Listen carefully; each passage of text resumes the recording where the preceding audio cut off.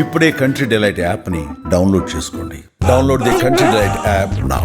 రాజేంద్ర నగర్ కిస్మత్పూర్ లో దారుణ హత్యకు గురైనటువంటి యాకత్పుర మహిళ కేసును మొత్తానికి పోలీసులు ఛేదించారు. అత్యంత దారుణంగా పాశవికంగా ఆమెను ఇద్దరు ఆటో డ్రైవర్లు అత్యాచారం చేసి చంపేశారు. యాకత్పురాకు సంబంధించినటువంటి ఆ మహిళ హైదర్గూడలోని కల్లు కాంపౌండ్లో లాస్ట్ వీక్ కళ్ళు తాగి ఫుల్లుగా ఆమె అక్కడే పడిపోవడంతో అదే సమయంలో టోలీ చౌకీకి సంబంధించినటువంటి ఇద్దరు ఆటో డ్రైవర్లు అదే కళ్ళు దుకాణానికి వచ్చి వాళ్ళు కూడా కళ్ళు తాగి అక్కడ పడిపోయినటువంటి ఆ మహిళను చూసి ఆ తర్వాత వాళ్ళు అబ్జర్వ్ చేశారట. ఆమె తాగి పడిపోయింది, స్పృహలో లేదు, అంటే ఫుల్గా తాగటం వల్ల ఆమె మైండ్ సరిగా లేక పడిపోవటం అదంతా చూసి ఆమెను అక్కడి నుంచి కిడ్నాప్ చేసి ఆటోలో ఇప్పుడు మనం ఉన్నటువంటి ఈ ప్లేసే ఇది రాజేంద్ర నగర్ కిస్మత్పూర్ బ్రిడ్జి ఉంది, ఆ బ్రిడ్జి దగ్గరికి తీసుకొని వచ్చారు. బ్రిడ్జి దగ్గరికి తీసుకొని వచ్చి ఇక్కడంతా కూడా చాలా నిర్మానుష్యంగా ఉంది ప్లేస్. మీరు ఒక్కసారి చూడొచ్చు, మశానం లాగా అవి కూడా కనిపిస్తా ఉన్నాయి, ఒకసారి అబ్జర్వ్ చేయండి. ఈ ప్లేస్ కి తీసుకొని వచ్చి అంత చాలా చుట్టుపక్కల కూడా ఇల్లు ఉన్నాయి కానీ చాలా దూరంగా ఉన్నాయి, కనిపించట్లేవు. ఎవరు కూడా అంతా అబ్జర్వ్ చేసే పరిస్థితి ఉండదు. మేబీ అందుకోసమే వాళ్ళు ఇక్కడ దాకా తీసుకొచ్చినట్టున్నారు. తీసుకొని వచ్చి ఆ మహిళను వివస్త్రణ చేసి ఆ తర్వాత ఒకరి తర్వాత ఒకరు దారుణంగా రేప్ చేశారు. రేప్ చేయటమే కాదు, ఆమె సహకరించట్లేదని, ఎందుకంటే మద్యం మత్తులో అదే కళ్ళు మత్తులో ఉంది కదా, ఆమె సహకరించట్లేదన్న ఉద్దేశంతో కర్రలు పెట్టి ఆమె మర్మాంగంలోకి కర్రల్ని గుచ్చి అత్యంత దారుణంగా హింసించి ఆమెను చంపేశారు. ఆ తర్వాత బాడీని ఇక్కడే పడేసి ఏమి తెలియనట్టు వెళ్ళిపోయారు.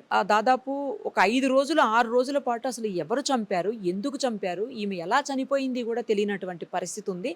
ఆ తర్వాత పోలీసులు పకడ్బందీగా మొత్తం నాంపల్లి నుంచి హైదర్గూడ వరకు మొత్తం సీసీ కెమెరాలన్నీ తీసి ఫుటేజ్ మొత్తం పరిశీలించి ఆ తర్వాత ఆ ఆటోలు ఎటుపోతున్నాయి ఏంటి, ఆమెను ఎక్కించుకున్న తర్వాత ఎటు వెళ్ళారు అని చూసి అక్కడి నుంచి వాళ్ళు ఇప్పుడు మనం ఉన్నటువంటి కిస్మత్పుర బ్రిడ్జి దగ్గరికి రావటం గమనించి అందులో మొత్తం సీసీటీవీ ఫుటేజ్ అంతా తీసిన తర్వాత పోలీసులకు క్లియర్గా క్లారిటీగా ఎవరు చంపారు, ఎలా చంపారు అనేది బయటకు వచ్చి మొత్తానికి ఎస్ఓటీ పోలీసులు హంతకులిద్దరిని కూడా అరెస్ట్ చేశారు. ఇది లాస్ట్ మొన్న ఆదివారం కాక ముందు ఆదివారం జరిగినటువంటి ఘటన.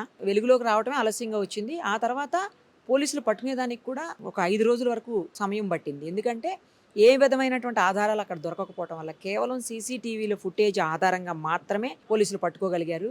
ఇక్కడ 2-3 విషయాలు మనం మాట్లాడవలసిన అవసరం ఉంది. ఏంటంటే ఒకటి, ఆ టైంలో మహిళ ఎందుకు బయటికి రావాలి, వచ్చినా డే టైమే వచ్చినా తాగటం అనేది ఇక్కడ ఆలోచించాల్సిన విషయము. తాగినా అంత ఫుల్గా తాగటము, అక్కడే పడిపోవటము అంటే ఆమెకు ఏం చేస్తున్నానో కూడా తెలియనటువంటి పరిస్థితి ఒకటైతే.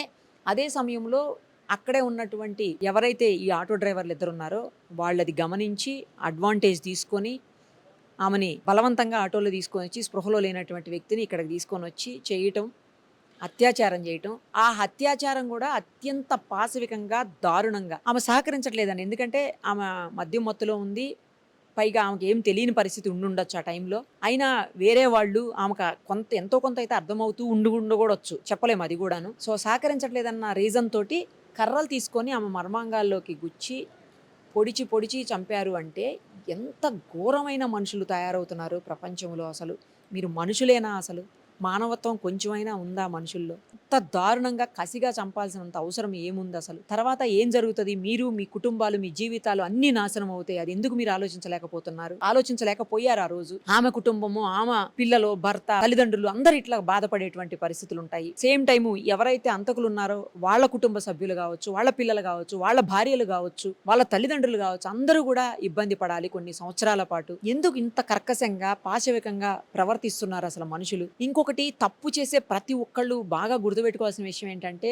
మీరు పోలీసులకి, చట్టానికి ఖచ్చితంగా దొరుకుతారు. పోలీసుల నుంచి, చట్టం నుంచి తప్పించుకోలేరు.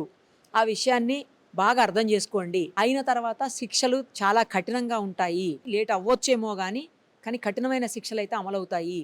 చట్టం చాలా సీరియస్గా ఉంటుంది. ఇవాళ రేపంతా కూడా చాలా టెక్నాలజీ పెరిగిపోయింది. ప్రతి చోట కూడా సీసీ కెమెరాలు ఉన్నాయి. అసలు ఎక్కడ సీసీ కెమెరాలు ఉన్నాయి, ఎక్కడ లేవో కూడా ఎవ్వరికీ తెలీదు. అంతలాగా మొత్తం సిటీ అనే కాదు, అసలు ప్రతి చోట కూడా సీసీ కెమెరాలు ఉన్నాయి. ఈవెన్ పల్లెటూళ్ళలో కూడా ఇప్పుడు సీసీ కెమెరాలు ఉన్నాయి. సో ఆ సీసీ కెమెరాల్లో ఎలా అయినా మీరు దొరికిపోతారు. సో తప్పు చెయ్యటానికి ముందే అన్నీ ఆలోచించుకోండి. చేసే తప్పు వల్ల ఎంతటి ప్రాబ్లం అవుతుంది, ఎంత ఇబ్బందులు పడతారు, ఎన్ని ప్రాబ్లమ్స్ ఫేస్ చేయాలి, మీరు కావచ్చు, మీ కుటుంబ సభ్యులు కావచ్చు, ఇవన్నీ ఆలోచించుకోండి. చట్టం అయితే వదిలిపెట్టదు. పోలీసులు ఖచ్చితంగా ఎక్కడున్నా, ఎంత లోపల మీరు దాక్కున్నా, ఎంత మనం ఎవిడెన్స్ లేకుండా, ఏ ఆధారం లేకుండా మనం తప్పు చేసామని మీరు అనుకున్నా, ఒకవేళ అలా చేసినా ఎలా అయినా సరే పోలీసులు పట్టుకుంటారు. ఖచ్చితంగా దొరుకుతుంది. ఏదో ఒక్కలు తప్పు చేసిన వాళ్ళు వదిలే వెళ్తారు, అది దొరుకుతుంది. ఇప్పుడు ఉన్నటువంటి టెక్నాలజీలో సీసీ కెమెరాలు కావచ్చు, లేకపోతే ఫింగర్ ప్రింట్స్ కావచ్చు, లేదంటే ఎఫ్ఎస్ఎల్ కావచ్చు, ఇంకా చాలా ఉన్నాయి. ఇలా ఖచ్చితంగా దొరుకుతారు. దొరికారంటే మాత్రం దారుణమైనటువంటి పరిస్థితులను అనుభవించాల్సి ఉంటుంది. సో తప్పు చెయ్యకండి, దారుణమైన తప్పులు అసలు చేయకండి. ఏం చేస్తున్నారో ఏంటో తెలివితో ఆలోచించుకొని, తాగిన మైకంలో తెలియకపోయినా సరే కనీసం ఎవరు ఏంటి ఎక్కడికి వెళ్తున్నాం ఇవన్నా తెలుస్తాయి కదా. కానీ ఎంత క్రూరం అంటే, ఎంత ఘోరం అంటే, మహిళను అత్యంత ఘోరంగా దారుణంగా చంపి పడేస్తే ఇక్కడ ఇదే ప్లేస్లో పడేశారు. ఎటు పోతుంది ప్రపంచం, ఏమవుతుందో ఏం అర్థం కావట్లేదు అసలు. మీ లైఫ్ స్పాయిల్ అయిపోతుంది, మీ ఇన్కమ్ ఆగిపోతుంది, ఫ్యామిలీ అంతా నాశనం అయిపోతుంది. ఇవన్నీ ఆలోచించుకోండి దయచేసి, ఏదన్నా చేసే ముందు తప్పు.